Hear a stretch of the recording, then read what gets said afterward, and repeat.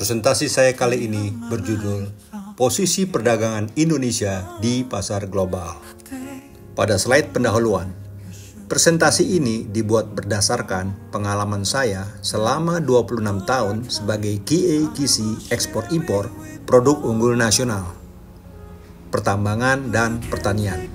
Nah, QA/QC di sini maksudnya adalah pengawas. Jadi, dari pengalaman tersebut membuktikan bahwa arus QA/QC produk ekspor ternyata lebih sedikit jika dibandingkan dengan arus QA/QC produk impor. Artinya bahwa di sini pengawasan ekspor justru jauh lebih ketat dibandingkan dengan pengawasan impor. Nah, kondisi tersebut yang menjadi penilaian masyarakat negara lain bahwa masyarakat Indonesia lebih suka mengkonsumsi produk negara lain dibanding dengan produk buatannya sendiri. Padahal untuk dapat meningkatkan arus ekspor produk Indonesia atau penguatan devisa negara, masyarakat Indonesia justru harus lebih percaya dengan produknya sendiri. Jadi harus lebih percaya dengan produknya dulu, baru kemudian produk negara lain. Nah, dalam presentasi ini akan dijelaskan keuntungan yang akan diperoleh jika masyarakat Indonesia lebih percaya dengan produk buatannya sendiri. Nah, pada slide ini saya melakukan pendekatan iceberg. Pendekatan iceberg itu dilakukan di mana nilai jual suatu produk ditentukan berdasarkan posisi gundukan es di air laut. Jadi kalau dia posisinya semakin ke atas, tentu nilai jualnya akan semakin berbeda. Saya akan jelaskan sebagai berikut. Jadi kita lihat di sini, gundukan atas atau permukaan itu digambarkan sebagai sesuatu yang mudah dilihat langsung oleh kasat mata. Nah, di sini saya anggap nilai jual produk itu ditentukan oleh kondisi pasar global. Terus kemudian adalah gundukan bawah. Nah, gundukan bawah itu posisinya ada di bawah laut. Itu digambarkan sebagai sesuatu yang sulit dilihat langsung oleh kasat mata, kecuali dengan ilmu pengetahuan. Nah, di sini nilai jual produk kita itu ditentukan oleh kekuatan bisnis. Seperti itu. Pada slide 3, ini adalah posisi yang menentukan kekuatan bisnis kita mulai dari spesifikasi yang ada paling bawah ya. Itu yang nilainya 100%, kuat dia. Terus kemudian standarisasi itu nilainya 75%. Terus kemudian kesepakatan yang nilainya 50%. Terus kemudian harga itu yang nilainya 25%. Jadi semakin dia ke atas itu semakin berkurang kekuatannya. Justru semakin ke bawah makin kuat. Seperti itu. Saya lanjutkan. Nah, slide 4 adalah posisi konsumen dan produsen. Jika menguasai 0-50% bisnis, maka si pelaku bisnis adalah konsumen. Tetapi jika menguasai 50-100% bisnis, maka si pelaku bisnis adalah produsen. Kita bisa lihat di gambar, ya, posisi produsen itu ada yang paling deep atau yang paling bawah. Terus kemudian di atasnya permukaan adalah konsumen. Seperti itu. Slide 5 adalah bukti atau alasan kenapa Indonesia selalu dicap sebagai negara konsumen. Dikutip dari Undang-Undang Perlindungan Konsumen Nomor 8 Tahun 1999, kita bisa lihat di sebelah kiri bahwa semakin terbukanya pasar nasional sebagai akibat dari proses globalisasi ekonomi harus tetap menjamin peningkatan kesejahteraan masyarakat serta kepastian atas mutu, jumlah, dan keamanan barang dan atau jasa yang diperolehnya di pasar.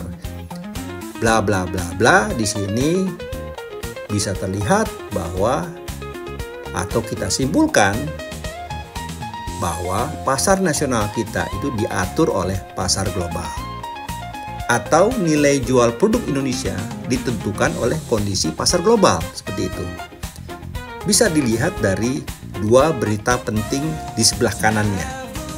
Pertama adalah saat ekspor pisang Indonesia ke Eropa atau Amerika itu membutuhkan 21 sertifikat. Bayangkan saja. Hal ini terjadi karena saking tidak percayanya negara-negara Eropa dan Amerika bahwa Indonesia juga bisa menjadi negara produsen.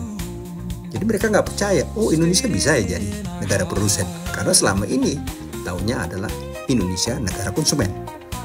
Nah, kedua adalah adanya informasi peluang bisnis 10 barang impor Cina terlaris di tahun 2025. Kata terlaris di sini membuktikan bahwa produk Cina lebih digemari di Indonesia dibandingkan produk buatan kita sendiri. Nah, ini yang konyol. Seperti itu. Slide 6 dan slide 7 adalah upaya kita bersama bagaimana caranya agar selain sebagai negara konsumen, Indonesia juga mampu sebagai negara produsen. Walau tentunya tidak mudah dan wajib dilakukan secara bertahap. Seperti itu. Slide 8 adalah salah satu solusi yang cukup realistis di mana produk UMKM itu ditampung di gudang yang lokasinya dekat dengan pelabuhan internasional. Pelabuhan internasional di sini bisa udara, bisa laut. Karena dekat dengan pelabuhan tersebut, maka posisi tersebut tentunya akan banyak menuai manfaat. Salah satunya adalah contoh di gambar terlampir, di mana lokasi gudang produk UMKM dan lokasi gudang calon importir dalam tanda kutip calon importir hanya dibatasi oleh sistem kinerja logistik pelabuhan dan transportasi kapal laut. Semakin baik sistem kinerja logistik dan transportasi tersebut tentunya akan membuat si pelaku UMKM dekat dengan pembeli maupun calon pembeli atau buyer maupun calon buyer. Hal ini yang akan secara perlahan dan bertahap membentuk suatu ekosistem yang berkelanjutan.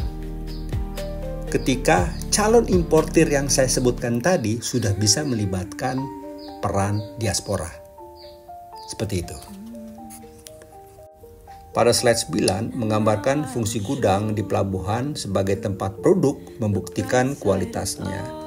Nah, kualitas di sini bukan hanya melibatkan KISI lokal seperti Badan POM, BRIN, SNI, Halal, tetapi juga KISI internasional.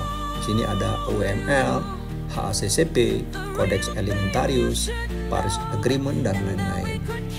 Sehingga kondisi ini bisa merubah peran gudang sebagai wakil baik seller maupun buyer.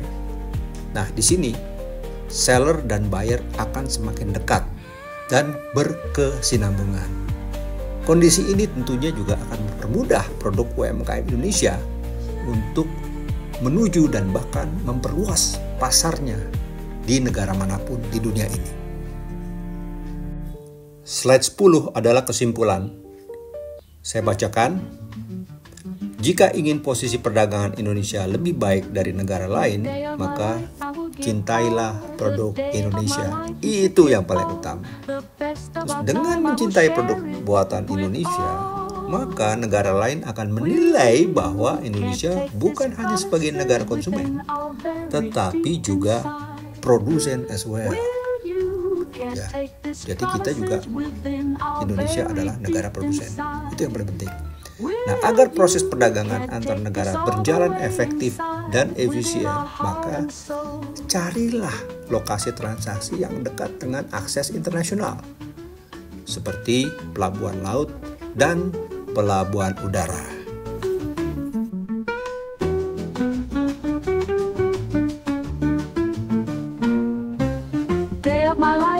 Give all the day of my life, you should give all the best of our time. I will share it with all. Will you can take this all the way inside within our heart and soul.